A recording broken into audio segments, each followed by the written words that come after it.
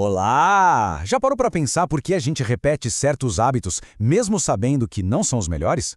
Ou como exatamente aprendemos coisas novas, desde falar uma palavra até tocar um instrumento? Pois é, hoje a gente vai mergulhar na ciência que busca responder exatamente a essas perguntas, a análise do comportamento.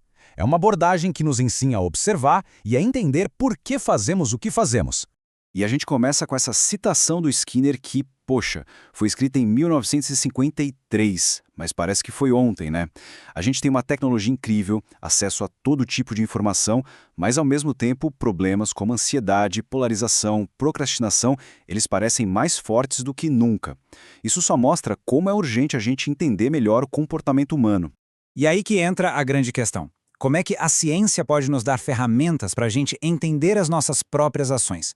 Como podemos ir além do puro achismo e usar um método de verdade para, quem sabe, tomar decisões melhores, construir hábitos mais saudáveis para a gente e para a sociedade? Bom, a resposta segundo essa abordagem começa com uma proposta ousada: tratar o comportamento como qualquer outro fenômeno da natureza, ou seja, algo que pode sim ser estudado cientificamente com objeto de estudo e métodos próprios. E o objeto de estudo é o comportamento. Mas aqui já vem a primeira grande sacada. Para essa ciência, comportamento não é só ação isolada, é a relação, é a interação constante entre o que um organismo faz, o que a gente chama de respostas, e o que acontece no ambiente ao redor, os estímulos. É uma dança constante. E claro, como em toda ciência, a coisa não é tão simples, né? Não existe uma única verdade absoluta. O estudo do comportamento evoluiu através de diferentes escolas de pensamento, que a gente agrupa sob o nome de behaviorismo. A gente tem aqui as três correntes principais. O behaviorismo metodológico, que foi o primeiro, muito ligado ao Watson. Depois veio o mediacional, que tentou botar variáveis cognitivas na conta. E, por fim, o behaviorismo radical do Skinner, que é a filosofia que dá base para a análise experimental do comportamento que a gente vai focar hoje. E a diferença aqui, olha, é fundamental. O behaviorismo lá do Watson dizia basicamente: se eu não posso ver e medir, não dá para estudar cientificamente. Já o Skinner, com o behaviorismo radical, foi além. E a palavra radical aqui não é de extremismo, não, vem de raiz. A ideia é ir à raiz do fenômeno. Para ele, pensamentos e sentimentos são sim comportamentos. Eles só acontecem debaixo da pele, mas ainda são comportamentos e seguem as mesmas leis. E essa citação do Skinner, nossa, ela resume tudo de uma forma brilhante. A mente não é uma entidade misteriosa que causa o nosso comportamento. Pensar, sentir, lembrar, tudo isso é o corpo agindo, é comportamento. É uma virada de chave que acaba com aquela separação antiga entre mente e corpo. Então vamos mergulhar na análise e ver como isso funciona na prática, começando pelo tipo mais básico de comportamento que existe, as nossas reações automáticas, os nossos reflexos. Esse é o comportamento respondente, é o mais simples que tem, uma relação direta com só dois termos. Um estímulo acontece no ambiente e ele elicia, ou seja, ele provoca, dispara uma resposta. É quase como um gatilho, sabe? É importante pensar nisso como algo que acontece com a gente, não algo que a gente escolhe fazer. Os exemplos do dia a dia deixam isso super claro, né? Cai um cisco no olho, a gente pisca, na hora. Ouve um barulho muito alto de repente e toma aquele susto. Não tem pensamento ali, não tem deliberação. É uma resposta reflexa, automática, que a gente herda da nossa espécie. E o mais incrível é que dá para ensinar esses reflexos a responderem a novos gatilhos. Foi o que o famoso experimento do Pavlov mostrou. No começo, o sino era só um barulho qualquer para o cachorro. Mas depois de tocar o sino logo antes de dar a comida, várias e várias vezes, o cérebro do cão fez a associação. O sino, que antes não era nada, passou a ser um sinal de que a comida vinha e começou a provocar a salivação sozinho. É a base da aprendizagem por associação. Mas vamos combinar, a maior parte do que a gente faz no dia a dia é bem mais complexa do que um simples reflexo, né? É aqui que entra o comportamento operante. É quando nós operamos no mundo, agimos sobre ele e as consequências dessas nossas ações vão nos moldando.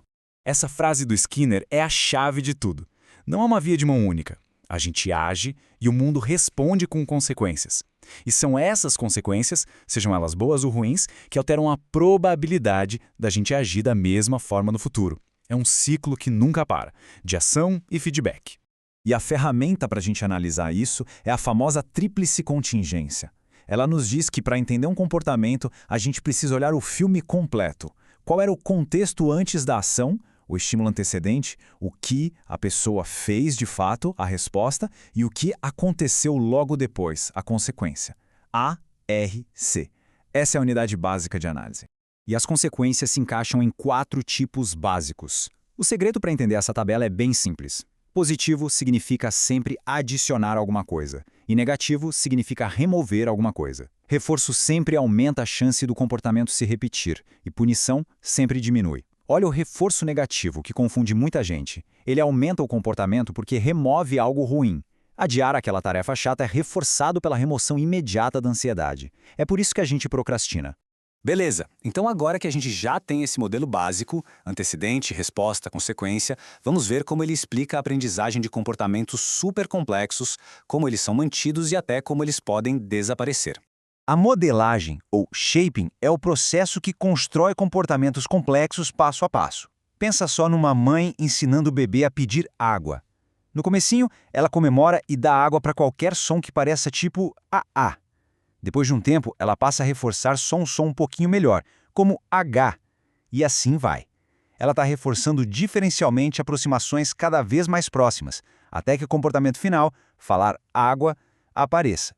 E o que rola quando um comportamento que sempre dava certo, de repente, para de funcionar? Isso é extinção. Imagina apertar o botão de uma máquina de refri que engoliu o dinheiro. Primeiro, a gente aperta de novo, com mais força, o tal do pico de respostas.